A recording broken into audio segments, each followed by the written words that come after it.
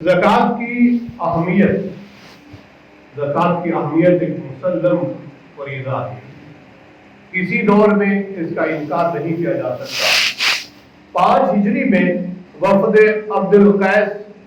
ایک وفد ہے جو حضور صلی اللہ علیہ وسلم کی خدمت میں حاضر ہوا ہے، اسلامی تعلیمات دریافت کی ہے، تو آپ علیہ السلام نے سب سے پہلے نماز کی ادائیگی کا حکم دیا ہے، اور نماز کی ادائیگی کے بعد پھر زکوٰۃ کا حکم دیا ہے کہ نماز ادا کیجیے، اور اس کے بعد دوسرا حکم فرمایا کہ اہل ثروت لوگ زکوٰۃ ادا کریں، یہ ضروری ہے۔ 9 ہجری کو جب آپ صلی اللہ علیہ وسلم نے حضرت معاذ بن جبل رضی اللہ تعالیٰ عنہ کو یمن کا حاکم بنا کر بھیجا، تو ان سے فرمایا کہ پہلے وہاں کے لوگوں کو توحید کی دعوت دینا، اگر وہ توحید کی دعوت کو مان لیں تو 5 نمازوں کی فرضیت بتلانا، ایمان لانے کے بعد سب سے اہم فریضہ نماز کی ادائیگی ہے، اور پھر ان کو اپنے اموال میں سے زکوٰۃ کی فرضیت بتلانا جو ان کے مالداروں سے لے کر ان کے غریبوں میں لوٹا دی جائے گی۔ یہاں بھی اللہ کے نبی صلی اللہ علیہ وسلم حضرت معاذ بن جبل کو جب یمن کا گورنر بنا رہے ہیں تو حکم دیا کہ پہلے توحید کی دعوت، اللہ اور اس کے رسول صلی اللہ علیہ وسلم پر ایمان لائیں، اقرار کریں صدق کے دل سے، زبان سے، اور پھر ان کو نمازوں کی اہمیت بتلائیے کہ نماز ادا کرے، اور اس کے بعد زکوٰۃ کا حکم دیا ہے۔ حضرت حسن بصری رضی اللہ تعالیٰ عنہ آپ صلی اللہ علیہ وسلم سے ارشاد نقل فرماتے ہیں، قال النبی صلی اللہ علیہ وسلم حسنوا اموالکم بالزکاۃ وداووا امراضکم بالصدقہ واستقبلوا امواج البلاء بالدعاء والتضرع۔ اور حسن بصری یہ نقل فرما رہے ہیں کہ اپنے مالوں کو زکوٰۃ سے محفوظ کیجیے، اپنے مالوں کو زکوٰۃ سے محفوظ کیجیے، اپنے مریضوں کا علاج کیجیے صدقہ کے ساتھ، اور مصیبتوں اور طوفانوں سے اپنا دفاع کیجیے عاجزی، دعاؤں، انکساری کے ساتھ۔ یہ اللہ کے نبی کا ارشاد مبارک ابو داؤد کی روایت حضرت حسن بصری کے حوالے سے میں آپ تک پہنچا رہا ہوں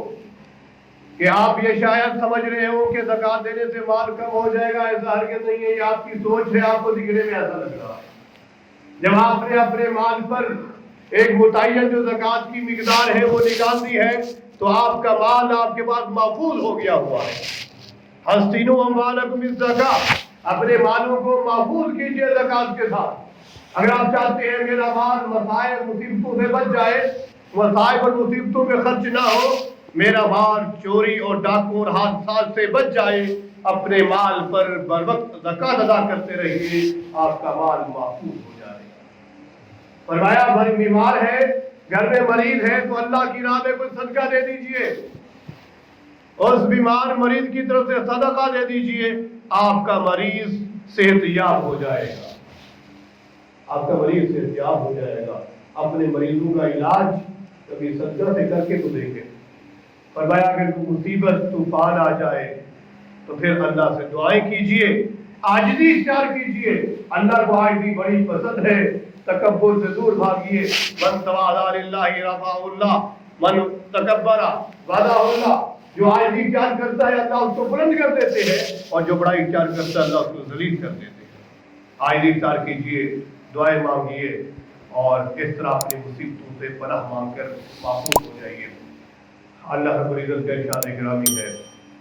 یا ایھا الذین آمنوا انفقوا مما رزقناکم من قبل ان یأتی یوم لا بیع فیہ ولا خلۃ ولا شفاعۃ۔ اے اہل ایمان، جو رزق ہم نے تمہیں دیا ہے اس میں سے خرچ کیجئے، اس سے پہلے کہ وہ دن آ جائے جس دن یہ کاروبار بھی نہیں ہوگا، یہ معلومات بھی نہیں ہوگا، پھر کوئی شفاعت بھی نہیں چلے گی، کوئی سفارش بھی نہیں چلے گی۔ اس دن کی آنے سے پہلے پہلے جو مال اللہ فرما رہے ہیں کہ ہم نے تمہیں دیا ہے اس میں سے خرچ کیجیے۔ مال دینے والی ذات اللہ کی ہے، رازق وہی ہے، اسی نے رزق دیا ہے، وہ دیے ہوئے رزق میں سے کچھ خرچ کرنے کا حکم دے رہے ہیں، اور اللہ کا عظیم نظام ہے، اگر اللہ کی راہ میں خرچ کیا تو وہ کئی گنے بڑھا کر دے دے گا۔ اللہ کو اگر آپ کے مال کی ضرورت نہیں ہے،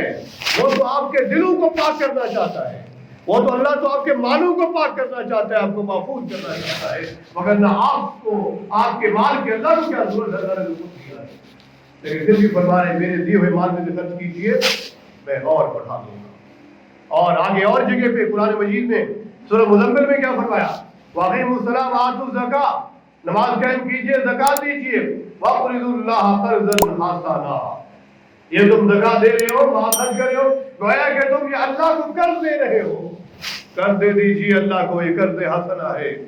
جو تم دے رہے ہو، اور اللہ کسی کا قرض اپنے دل میں نہیں رکھتے، اللہ تعالیٰ ہر حال میں کئی گنا بڑھا کر وہ قرض چکا دیتے ہیں، کئی گنے بڑھا کر میں رب کو قرض چکا دیتا ہے۔ وما تقدموا لانفسکم من خیر، جو تم بھلائی میں سے مال میں سے کچھ آگے بھیجو گے تجدوہ عند اللہ، اللہ کے ہاں پاؤ گے، وہ خیر تمہارے لیے وہ بہتر ہوگا، وعظم اجرا بہت بڑا اجر ہوگا۔ جو تم اپنے لیے مال آگے بھیج رہے ہو، خرچ کر کے جا رہے ہو، اللہ کے ہاں یہ محفوظ ہے، اللہ دنیا میں بھی کئی گنے بڑھا کر دے دیتا ہے، آخرت میں بھی محفوظ ہے،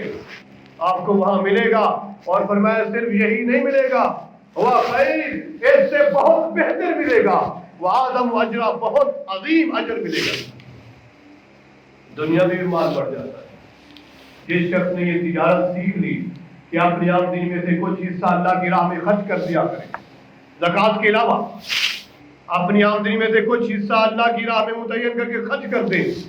یہ وہ تجارت ہے جو سب سے کامیاب ترین تجارت ہے، جس میں کوئی گھاٹا نہیں، نفع ہی نفع ہے۔ آزما کر دیکھ لیجیے، تجربہ کر کے دیکھ لیجیے۔